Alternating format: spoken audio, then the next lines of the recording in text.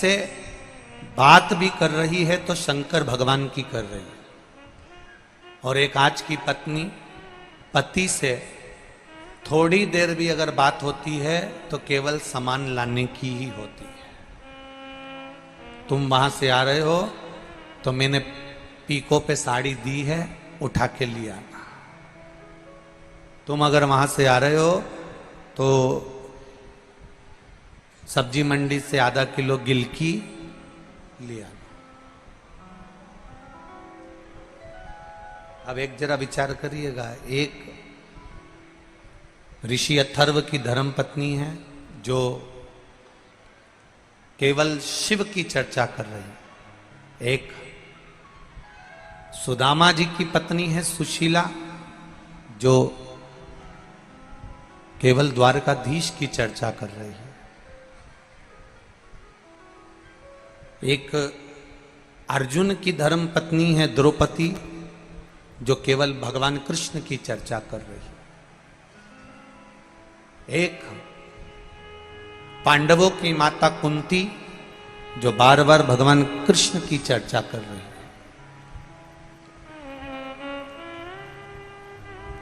संपूर्ण विश्व में वो नारी धन्यवाद की पात्र है। संपूर्ण विश्व में वो नारी सबसे ज्यादा धन्यवाद की पात्र होती है जो अपने पति से, अपने परिवार वालों से थोड़ी देर राम कृष्ण और शिव की चर्चा करती है, वो धन्यवाद की पात्र है।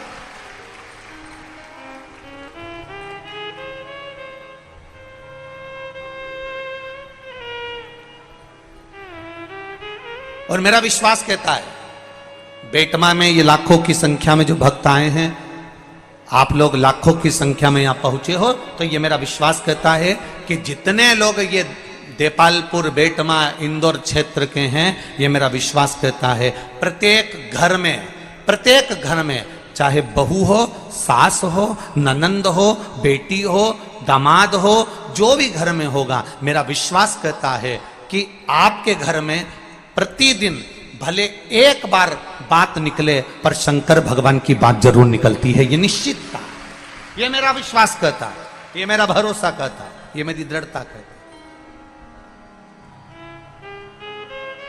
बोलो रीजी जी, सही है कि गलत है? आप रोज दिन भर बात मत करो पर एक मिनट, एक क्षण, एक पल, एक घड़ी बात जरूर निकलती है।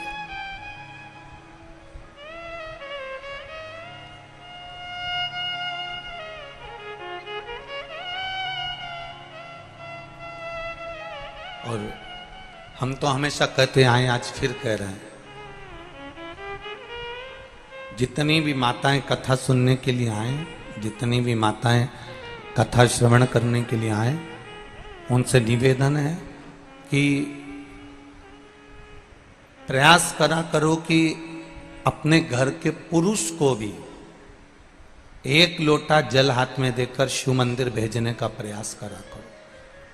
कारण दिन भर दुकान पर बैठकर वो कमाता है, दिन भर व्यापार वो करता है, दिन भर व्यापार करता है, दिन भर बैठकर कमाता है। सुबह 8-8 बजे से 9-9 बजे से लेकर 12-12, 1-1 बजे तक वो व्यापार करता है। प्रेशर बढ़ल बा। सुबह 8-8 बजे से लेकर 11-11, 12-12 बजे तक वो कार्य करता है। प्रत्येक घर की माता का एक नियम होना चाहिए कि अपने पति से कहे कि 5 मिनट शंकर जी के मंदिर चले जाओ। जो तुम्हारे घर के पास में मंदिर है, जो तुम्हारे घर के करीब में मंदिर है, उसमें जाओ, एक लोटा जल चढ़ा कर। पति पूछेगा क्यों? तू जा तो रही है, तू चढ़ा तो रही है, क्या तेरे जल चढ़ाने से क्या मुझे फल नहीं मिलेगा? पत्नी हाथ जोड़कर कह देना, मैं भोजन करूंगी तो मेरा पेट भराएगा और तुम भोजन करोगे तो तुम्हारा पेट भराएगा। ये तुम्हारे लिए। पत्नी कमाने नहीं जाती, पति कमाने जाता है तो झूठ भी उसको बोलना पड़ता है, बेईमानी भी उसको करना पड़ता है। 1 रुपए का 2 रुपया भी उसको करना पड़ता, छल भी उसको करना पड़ता, कपट भी उसको करना पड़ता। पति की कमाई का पति बेटा भी होगा, पर पति ने जो कर्म करा है उस कर्म का हिस्सेदार कोई नहीं होगा, केवल उस अकेले को भोगना पड़ेगा। इसलिए तुम जाओ, 1 लोटा जल लेकर जाओ और जल चढ़ाओ।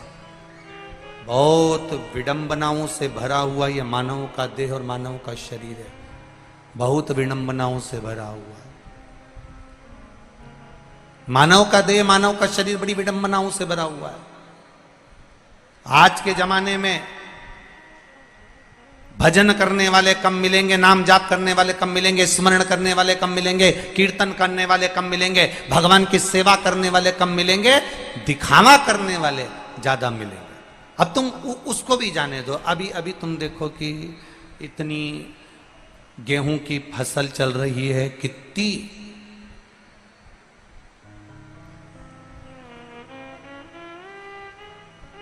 पहले के समय में ये गेहूं काटने की, चना काटने की मशीन नहीं होती थी।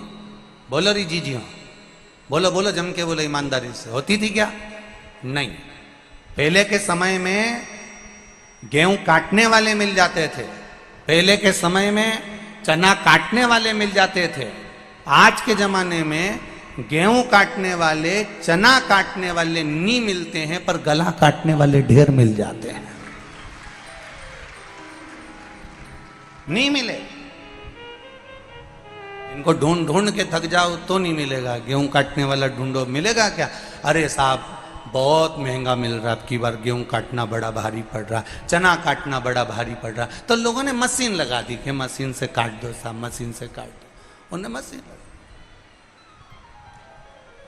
गेहूं चना काटने वाले कम मिलेंगे, पर लोगों का गला काटने वाले, अपशब्द कहने वाले, गाली देने वाले, आड़ा टेढ़ा कहने वाले, कोई चढ़ रहा है ऊपर की ओर, उसका पांव खींचकर नीचे लाने वाले, उसको अपशब्दों पे अपशब्द कहने वाले, कोई उन्नति की ओर आगे बढ़ रहा है, कोई धर्म की ओर आगे बढ़ रहा है, कोई सनातन धर्म की ओर आगे बढ़ रहा है, कोई भगवत भजन की ओर आगे बढ़ रहा है।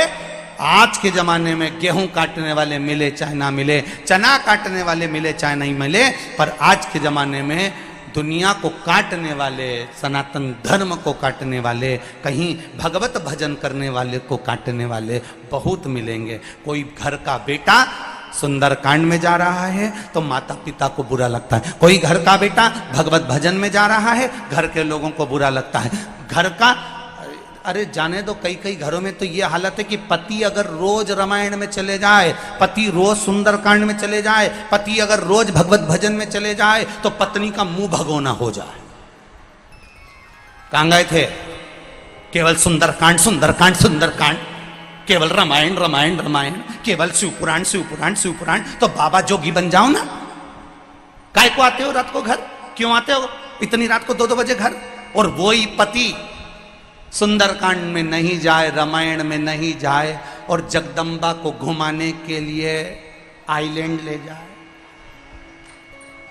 जगदम्बा को घुमाने, तो फिर पत्नी इतनी खुश, तुरंत सिर पे पल्लू मल्लू डाल के। अब समझ में आया कि उसको उसमें अब उसको सुख मिल रहा।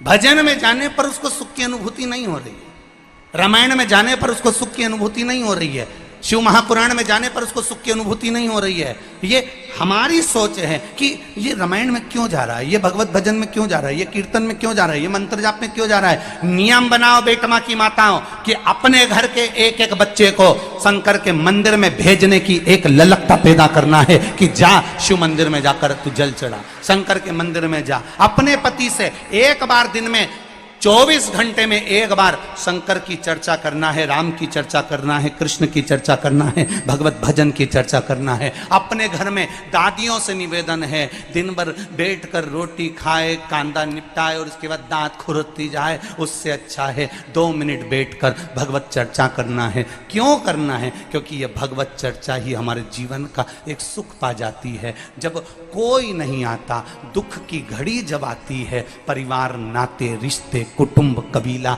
ये सब चले जाता है, दूर हट जाता है, तब उस जगह पर तुमने जो शंकर भगवान की कथा सुनी है, शिव मंदिर गए हो, शंकर भगवान की अर्चना करी है, शिव चर्चा करी है, तब उस जगह पर मेरा महादेव आकर खड़ा हो जाता है, फिर कोई नहीं, शिव हो।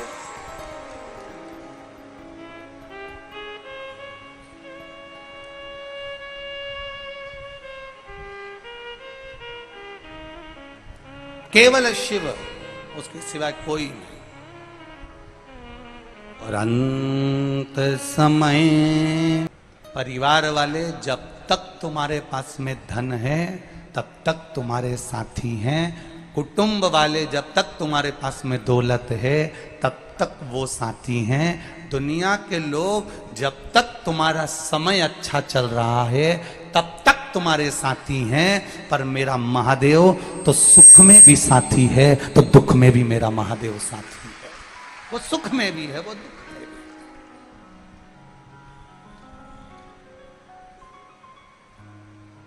वो एक लाइन आप लोग गुनगुनाते रहते हो ना, जब कोई नहीं आता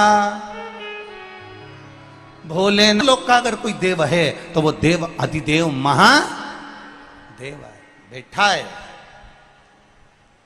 ब्रज भूमि में भगवान कृष्ण पधारे तो महादेव जी से निवेदन करा, मैं ब्रज में आ रहा हूं, क्या आप वहां नहीं आओगे?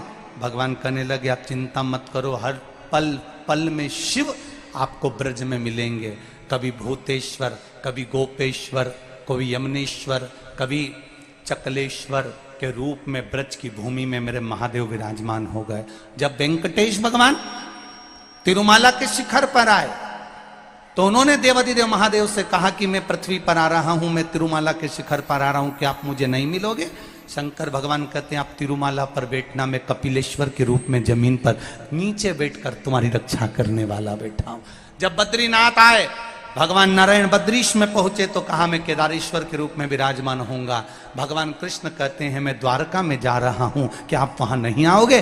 भगवान कहते हैं मैं नागेश्वर और सोमनाथ के रूप में विराजमान रहूंगा। ऐसा कोई स्थान, ऐसी कोई भूमि जहां मेरा देव अधिदेव महादेव है ही नहीं, जहां मेरा शिव ना हो, संपूर्ण जगह।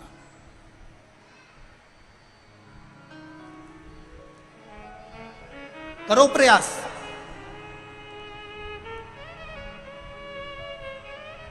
जिंदगी में दुख आए ना, किसी के जाके मत आगे जाकर मत रोना, किसी के पास मत जाओ।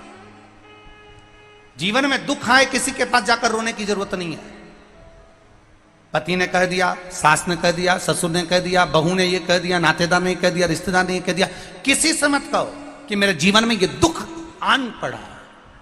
जब सारी दुनिया के लोग कष्ट देने लगे तब विश्वास रखना कि वो बैठा है, अभी वो आएगा, आएगा।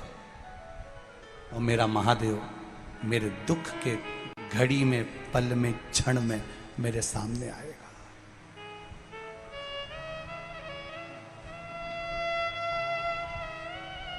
अपन पहले भी कथा में काज फिर कह रहे हैं, बच्चा रोता है तो कह देते हैं बाबा आया, बच्चा चुप हो जाता है। जरा बड़ा बच्चा है, जिद कर रहा है तो अपन चिल्ला के कहते बुलाऊं थारा दाई जी के, बुलाऊं थारा बाबू जी के, बुलाऊं क्या? बच्चा जिद करना बंद कर देता।